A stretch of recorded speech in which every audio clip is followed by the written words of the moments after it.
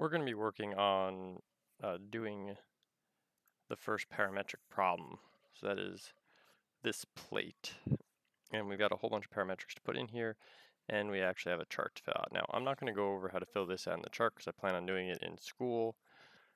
So I have a kind of cheat sheet here for doing that. It's everything you would need to fill out. So that's what I'm going to be referencing. I'm going to be referencing the sheet to figure out where I need to draw certain things. Like the first thing I'm going to do is I'm going to draw a rectangle, and I've got D1 and D2 I need to take care of. So I can hold that in my head. So let's go do that. Let's start by getting out a new drawing and creating a rectangle. So I'm just going to draw a rectangle. Size is unimportant since we're going to be using the parametrics. And I'm going to start by doing this dimension right here, which if I do hover over this, it tells me D1 value, and I do know from using my cheat sheet here that the D1 value is going to be 3.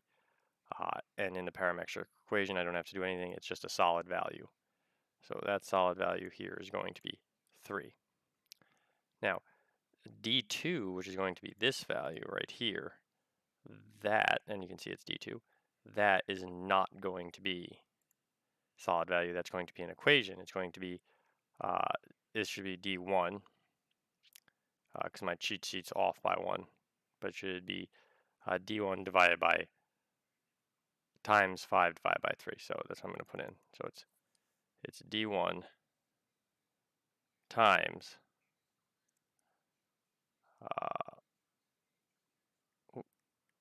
5 divided by 3.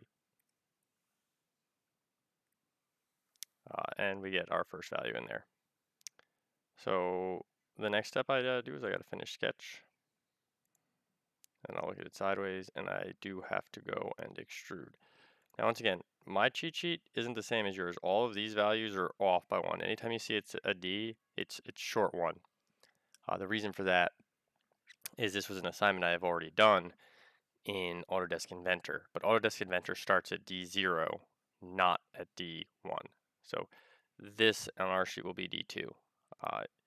Now the chart here, this is already set up, so everything's fixed. Like you see, D1 times 5 divided by 3, and you've got to figure it out. Do not use the cheat sheet I'm using here to figure those values out, or you'll be sadly off. This third one here, this is going to be D1 divided by 20 is really D2 divided by 20, and that's the formula I'm going to put in for the extrusion. So I'm going to do D2 divided by 20. And there we go. So I'm going to create a sketch here. Now, that last value, and we can look at these parametric values. If we go to modify and values, there's all different ones we have. So model, parameters, unsaved. So we had, for the sketch, we had D1 and D2. And then for extrusion 1, we had 2. But we only put in 1. We only did this one. The default for the taper angle is going to be 0. We could have went in and changed that, but we did not have to. So we just left it at the default. And that created D4. So the next value we're going to have is actually going to be D5. Now I'll close this for now, but we will reference it in the future. So the next thing I'm going to need to do is draw a slot here. So I'm going to go to slot, which would be a center to center point slot. And I'm just going to draw it somewhere in here. Dimensions unimportant, because we're going to take care of those in a second. So I'm going to go back to the main page. I'm going to see. So D5 is this, the overall width of the slot. And then the other two, which is D6 and D7, locate the slot. And then D8 shows me the size of the slot. So let's do D5 first. So looking at my cheat sheet, it's going to say D5 will be the first one. And I believe D5, so let me maybe number these to make them more apparent. So that's going to be D5, 6, 7, 8, 9, 10, 11, 12, 13, 14, and then 15 will take care of itself. So I'm up to 5. So 5 is going to be D1 divided by D2, because remember we have to increase by 1. So dimension right here. So this will be D5 is D1 divided by 2. Okay. And then D6 is going to be from here to here, I believe. I'm going to check the picture though, because I'm not sure. And it is. So that's D6. So coming back here. So D6 is D2 times 4 divided by 5. Okay, so I'm going to do that now. D2 times 4 divided by 5. Okay, great. The next one is going to be over here. And this will be D7. So I'm going to look, I'm going to make sure that's going in the right spot. Yep, D7 going to the right spot there. And D7 should be D1 times 1 divided by 3, or 1/3. So let's get in here. It's D1 times 1/3. Okay, and I get a 1 there. Excellent. And then we've got a D8 I've got to throw in here. Dimension right here for D8. Make sure this is D8. I'm going to talk a little bit about that at the end, the making sure and everything, and why I'm doing it this way.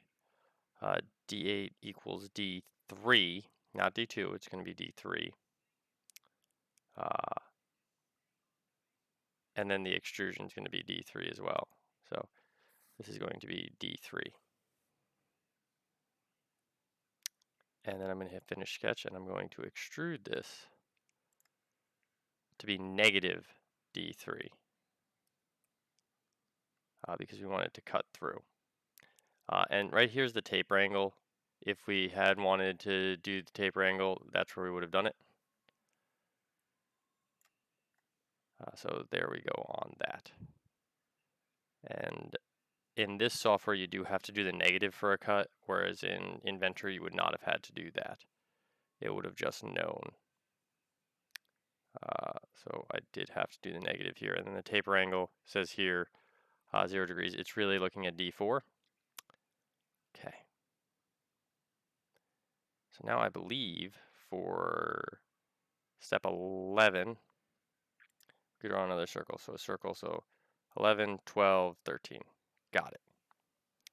And where you're referencing these from is very important. If it's from the left side or the top or the bottom, makes a huge difference. But I got to make another sketch. And I have to draw a circle. So I'm going to draw a circle right here. Size unimportant right now because we're going to use the parametrics. So D11 was from here to here. And I've got my cheat sheet, which doesn't match what your cheat sheet is. And it's going to be D2 for me times 1/4. I could do, well, I'll just show you. D2 times, is it times or is it divided by? Let's check. D2 times 1/4, so 1/4 is 0.25. So there we go for that. Next step should be D12, good. My D12 is going to be D1 2/3 times 2/3 D1 times 2 divided by 3. It's great. So we got that in there. And then I gotta size the circle here, and I believe that's the last step I have to do.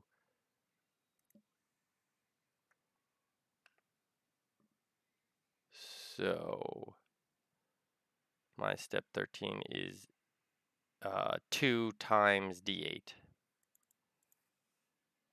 or D8 times 2.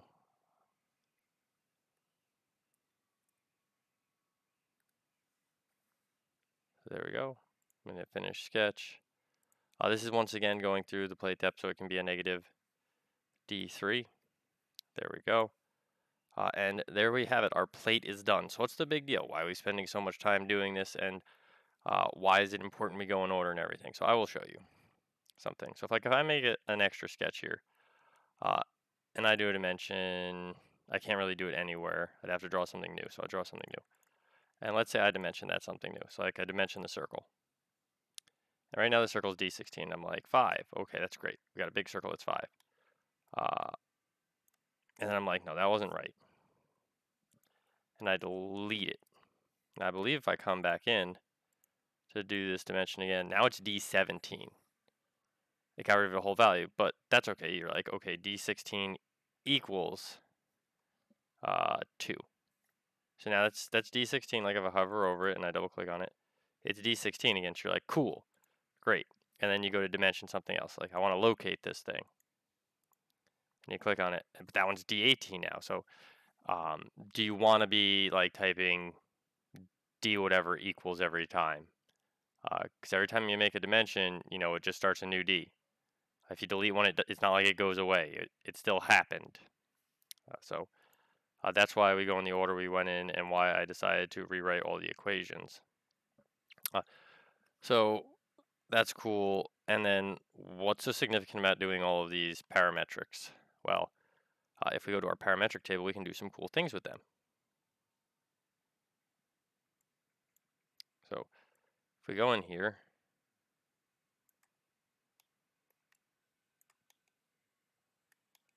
I got some that are called favorites apparently, but I'm going to just turn that off. I don't know why it's a favorite. But if I turn all of these things on, it gives me a parametric table of everything I've done in this drawing. See, I got the values of all the things I've drawn here. We can just kind of skip that. But just looking at this, it's got all my stuff. I can drag it out. So this is my parametric table for this. And it's got everything. And the cool thing is if you have like a D1 style value that's a set expression, I can come in here and I can change it and be like 2. And it will modify the whole thing based on that. So like when we started it was 3. And like these are all the values we got. But if I modify it, and let's say I want it all to be 1, it shrinks down proportionally. And it changes all of the values proportionally that are referencing it. And that's really important. And if you do that well, you can do a lot of cool things with this parametric modeling. And pretty much you pick the most important dimension for you, and then you can go from there and create lots of different size parts, scaling it. Or maybe your holes always have to be the same size, but you can change the outer dimension of everything else, and the holes will still work because you got one size of fastener. Like maybe you have a plate that might need to shrink and grow, but the fastener size needs to stay the same. So those ones you put in as absolute values instead of referenced values. So this is the first time. You gotta do some other stuff with them. With this, like remember, if you left it as a body, you still can go and get its properties. If it's a component, like if we had modified this body and made it a component, as we should have done. I got a little lazy there. Let's see if I can. I want to create a component out of this. There we go. Then you would just go here, and it would give you the properties. Oh, and they're over here. They're just closed. Okay. So that's it. Good luck. Have fun.